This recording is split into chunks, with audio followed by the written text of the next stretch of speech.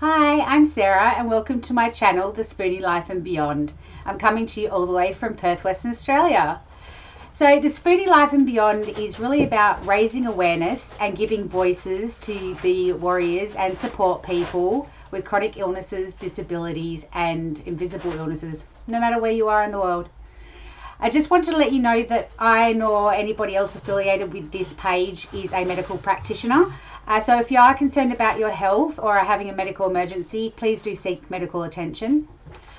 So just for people who are new to the Spoony community or are interested in learning more, the spoon theory is basically a way of being able to illustrate energy, basically.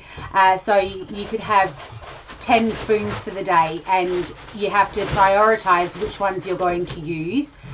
So a shower could be 2 spoons and that leaves you obviously with your 8 spoons left for the day. You then need to figure out where you're going to spread those 8 spoons. So it really is just a unit of energy that you can then visualize and prioritize to get through your day. And also people who live with chronic health conditions may identify as spoonies, which help them find community among others with similar conditions.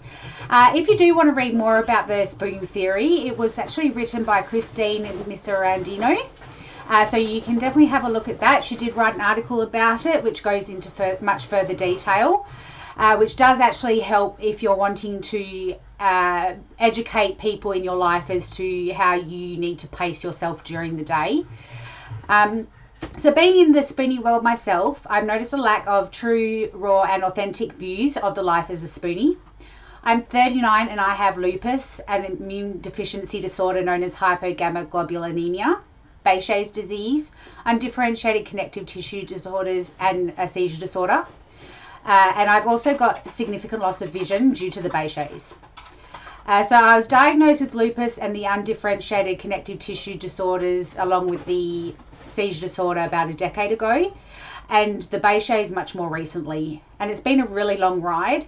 From in the beginning, talking to doctors and being told there's nothing wrong with me, it's all in my head, which I am sure many people have heard, to then trying to push on and go to private doctors and get second, third, fourth opinions, to being told I can't help you because I don't have what you need in priority care and treatments, and so therefore you're too complex, I need to refer you to somebody else and go through it all over again. It becomes a really tedious thing to go through, and so learning along the way that having that support system around you and advocacy is so very important. But unfortunately we don't all have that either. So along the way we'll also go into ways that we can advocate for ourselves as well. So it's going to be a lot about our journeys, and not just my journey but everyone's journeys. I would love for people to be able to send me messages or emails and send me your journey so I can share with others, and it can be completely anonymous. So really that would be absolutely amazing to help other people potentially learn coping strategies as to how they can move forward. And if anyone would like for me to elaborate more on my journey, please leave a comment below and send me a message and I'll definitely share. I do look forward to you sending in your questions and journeys to share, and hopefully have you as a guest speaker. I would also like to know where you all are watching from, so drop a comment down below and let me know where you're watching from. So sharing is so important. It's not just about the good days, but it's also about the bad days, your goals, your plans for the future, even if it's just an hour from now or this afternoon, just having a shower, or tomorrow. It doesn't have to be a huge goal. We can set mini goals, minor goals for ourselves. And what's beyond the diagnosis? How do you separate yourself from the diagnosis? How do we stop it from completely taking over? So if you'd like to send me a message or comment below, if you have any tips or tricks, any ideas as to how you feel that we could help others in our community to be able to go through things and things that you've learned along the way. So like I said, you can be completely anonymous, or if you want to, I'm happy to share your name and your details, so if people want to reach out to you, they can.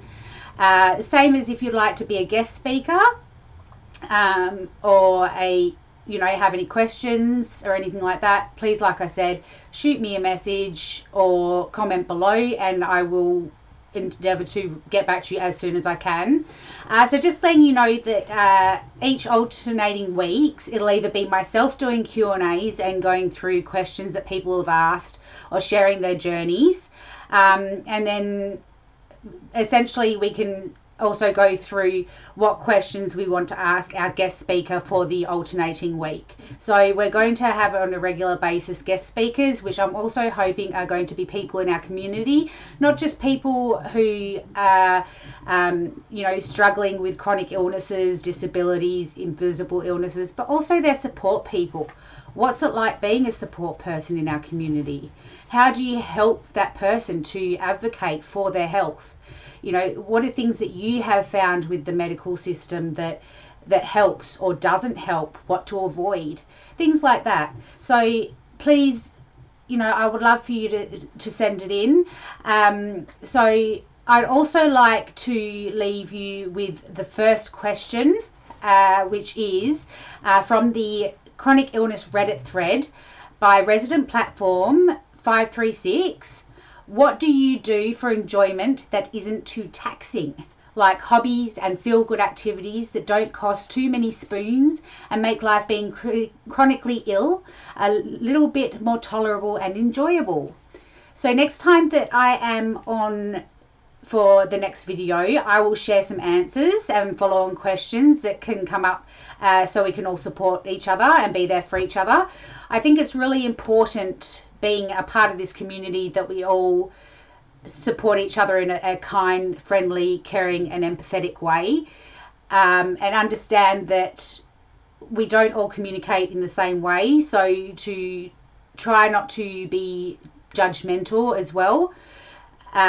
So I'm really looking forward to meeting all of you and seeing where you're all coming in from and viewing from. So in the meantime, all of my social media handles can be found on the page.